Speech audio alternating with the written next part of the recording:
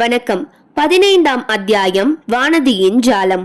கதைக்குள்ள போகிறதுக்கு முன்னாடி ஒரு சில விஷயத்த தெரிஞ்சுக்கலாம். குந்தவை இருக்காங்கல்ல, அவங்க ரொம்ப புத்திசாலியான ஒரு பொண்ணு. அதனால சோழ நாட்டுக்கு அடியில இருக்க பல சிற்றரசர்கள் என்ன பண்ணுவாங்கன்னா, அவங்களுடைய பொண்ணுங்களெல்லாம் குந்தவை கிட்ட வளர்ந்தா, குந்தவை கூடவே வளர்ந்தா அவங்களும் புத்திசாலியாவே வளருவாங்கன்னு சொல்லிட்டு குந்தவை இருக்கிற பழையாறைக்கு அனுப்பிடுவாங்க. அதனால குந்தவை கூட எப்பவுமே பல இளவரசிகள் இருப்பாங்க. அதுல ஒரு இளவரசி தான் வானதி. வானதி மாதிரியே பல சிற்றரசர்களுடைய பொண்ணுங்கெல்லாம் குந்தவை கூட வளர்ந்துகிட்டு வந்துட்டு இருந்தாங்க. சரி, வாங்க கதைக்குள்ள போகலாம்.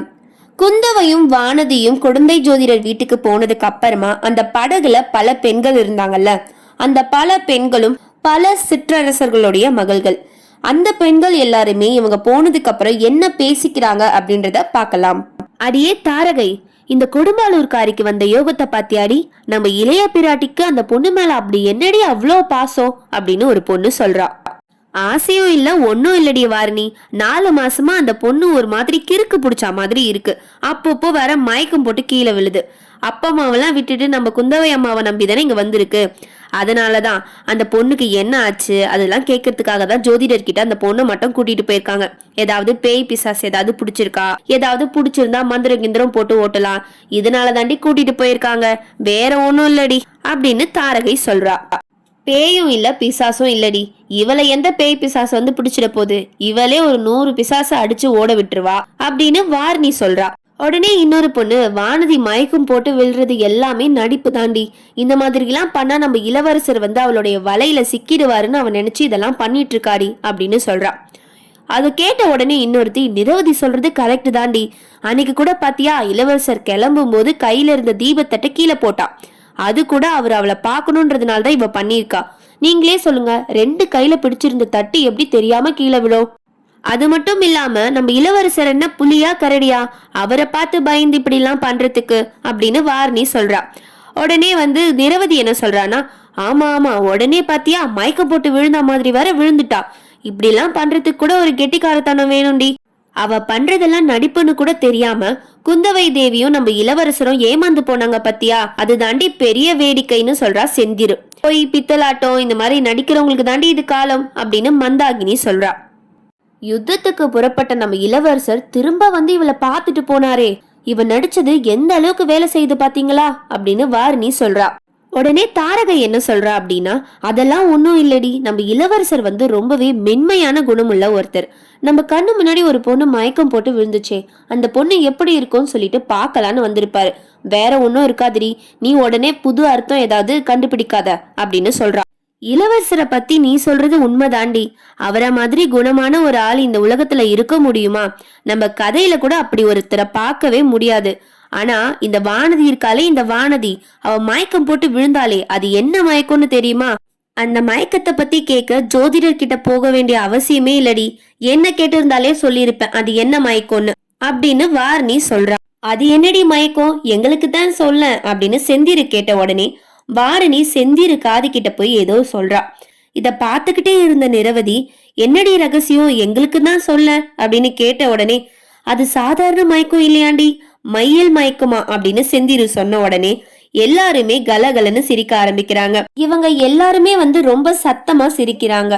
நதிக்கரைக்கு பக்கத்துல இருந்த மரத்துல எல்லாம் பறவைகள் இருக்கும்ல, அந்த பறவைகள் எல்லாமே இவங்க சிரிக்கிற சத்தத்தை கேட்டு உடனே வானத்தை நோக்கி பறக்க ஆரம்பிக்குது. நம்ம இளவரசர் இலங்கையில இருந்து திரும்ப வந்தா மறுபடியும் இந்த வானதி ஏதாவது மாயஜாலம் பண்ணுவாடி, அதுக்கு இடம் கொடுக்காம நம்ம ரொம்ப ஜாக்கிரதையா இருக்கணும்னு நிரவதி சொல்றா.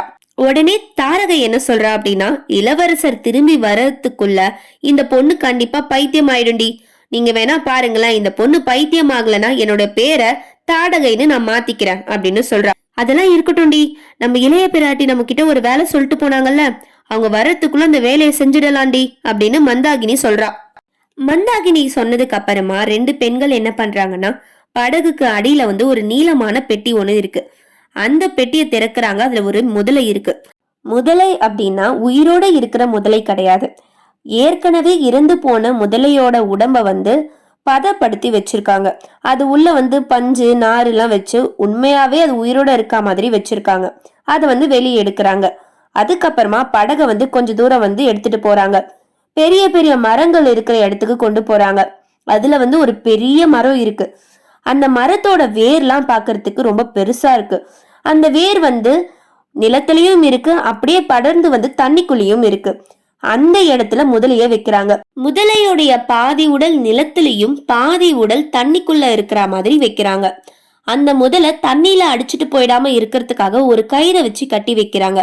ஆனா பார்த்தா அந்த கயிறை வச்சு கட்டியிருக்க மாதிரி தெரியல. உண்மையாகவே ஒரு முதலை ரொம்ப பயங்கரமா இருக்கிற மாதிரி பாக்குறதுக்கு இருக்கு. இது எல்லாமே பண்ணதுக்கு அப்புறமா தாரகை மந்தாகினிய பார்த்து, எதுக்காகடி இந்த பொம்மை முதலைய போய் மரத்தடியில கட்டி வைக்க சொல்லிருக்காங்க அப்படின்னு கேக்குறா. உனக்கு தெரியாதாடி, இந்த வானதி பொண்ணு ரொம்ப பயப்படுறாள். அவளுடைய பயத்தெல்லாம் போக்கி அவளை தைரியசாலியா மாத்துறதுக்காக தான் குந்தவை அம்மா இத பண்ண சொல்லிருக்காங்கடி அப்படின்னு மந்தாகினி தாரகை கிட்ட சொல்றா. என்னடி இது, குந்தவை அம்மா இதெல்லாம் பண்றத பார்த்தா வானதிய நம்ம இளவரசருக்கு கல்யாணம் பண்ணி வச்சிருவாங்க போல இருக்கு அப்படின்னு நிரவதி சொல்றா. இந்த மாதிரி எல்லாம் ஏதாவது நடந்துச்சுன்னா கண்டிப்பா இந்த வானதிய நான் கொன்னுடுவண்டின்னு வார்னி சொல்றா. நீ இப்படியெல்லாம் எரிச்சல் அடையறதுக்கு ஒண்ணுமே கிடையாதுடி. மானியக்கேடத்து இரட்டை மண்டல சக்கரவர்த்தி, வேங்கை நாட்டு மன்னர், கலிங்கத்து தேசத்தோட அரசர், இவங்க எல்லாருமே அவங்களுடைய இளவரசிய நம்ம இளவரசருக்கு கல்யாணம் பண்ணி வைக்க காத்திருக்காங்க. அப்படி இருக்கும் போது இந்த வானதியெல்லாம் யாராவது கல்யாணம் பண்ணி வைப்பாங்களா அப்படின்னு மந்தாகினி சொல்றா. நீ சொல்ற மாதிரி அந்த அரசர்கள் எல்லாமே காத்திருக்கலாண்டி. ஆனா நம்ம இளவரசருடைய விருப்பம் தானே ரொம்ப முக்கியம். நம்ம இளவரசர் என்ன சொல்றாரு? தமிழ்நாட்டை சேர்ந்த பொண்ணதான் நான் கல்யாணம் பண்ணிப்பேன் அப்படின்னு தானே சொல்றாரு. இதெல்லாம் உங்களுக்கு தெரியாதாடி அப்படின்னு செந்திரு சொல்றா. அப்படியா, ரொம்ப நல்லதா போச்சு. அப்படின்னா நம்ம தனித்தனியா சேர்ந்து நம்ம கைவரிசையை காட்டுவோம். வானதியால முடியிற காரியம் நம்மளால முடியாதாடி. அவகிட்ட இருக்கிற மாயப்பொடி நம்ம கிட்ட இருக்காதா என்ன அப்படின்னு தாரகை சொல்றா. இப்படியெல்லாம் இந்த பெண்கள் பேசுறதுக்கு என்ன காரணம், என்ன நடந்திருக்கோம், அதை எல்லாமே நேயர்களுக்கு இப்போது தெரிவிக்க விரும்புகிறேன் அப்படின்னு சொல்லிட்டு இந்த அத்தியாயத்தை கல்கி அவர்கள் முடிக்கிறாரு. அடுத்த அத்தியாயத்துடன் மீண்டும் சந்திக்கிறேன்.